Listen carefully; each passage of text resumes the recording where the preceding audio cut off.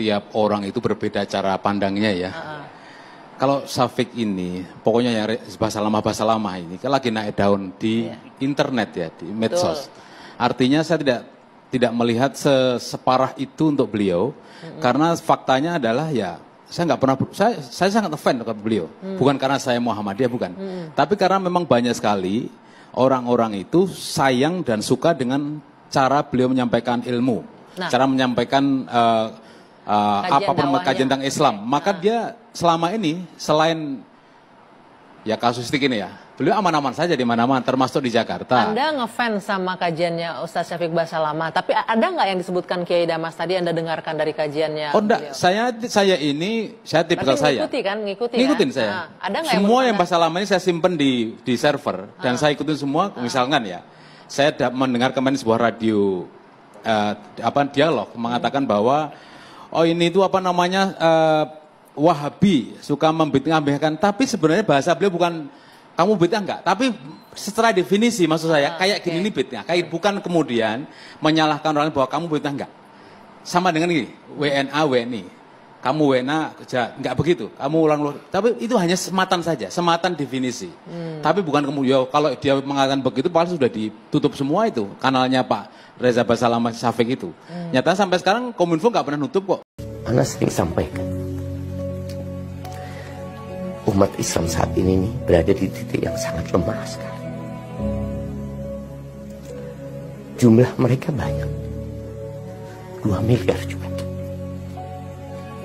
Saudara kita di Gaza dibantai, kita nggak bisa berbuat.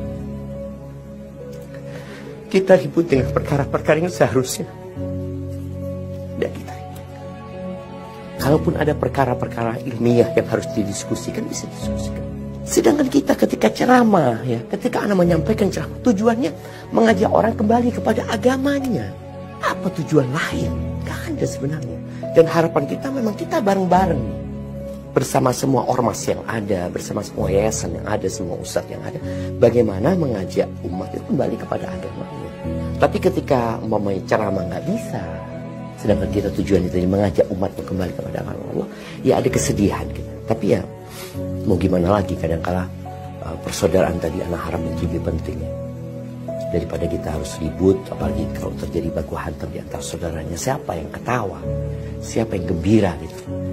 Kita dalam posisi yang seharusnya ya bergandengan tangan dalam perbedaan yang ada, selama perbedaan itu bisa ditoleransi ya. Tapi bukan berarti kita tidak saling mengingatkan. Insya Allah kita bisa mengajak umat bareng-bareng menuju kepada Allah, menuju kepada agamanya. Ini loh agama yang Nabi SAW dulu sampaikan. Kita akan hina.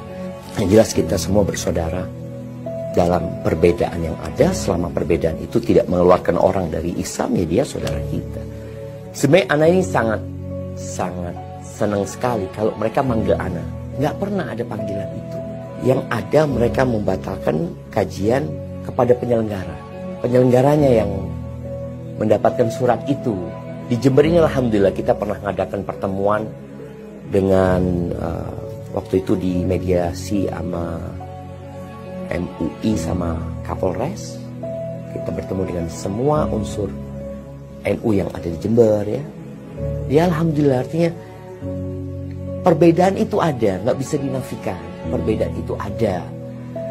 Tapi ketika kita kumpul, maka yang harus lebih ditonjolkan itu ya persaudaraan kita sesama muslim gitu. Dan alhamdulillah bisa disebut STDI kita punya kampus di sini ya. Alhamdulillah sejak tahun 2007 ya, 2010 dapat izin sampai sekarang pun diterima di masyarakat.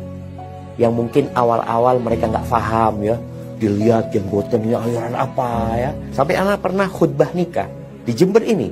Ketika khutbah nikah, saudaranya apa? Sahabatnya ayah ngomong dia sama ayah anak, "Pris," kata dia, "tadi orang-orang ketika ngelihat anak yang ceramah, lu ini teroris tekondi." Jadi ada yang memframing ke sana sehingga orang yang nggak paham kan jadi benci.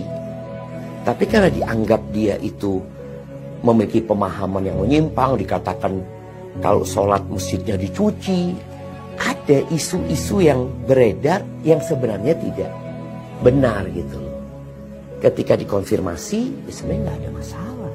Jadi sebenarnya kembali kepada apa sih definisi dari radikal, teroris, umpamanya.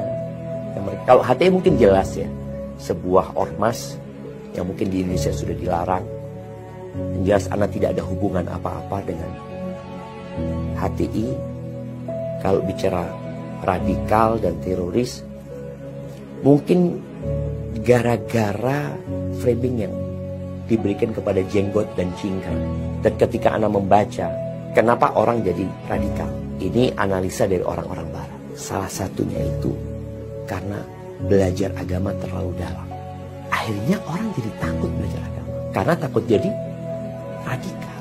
Padahal yang jadi radikal dan teroris itu biasanya yang belajar agama sepotong-potong.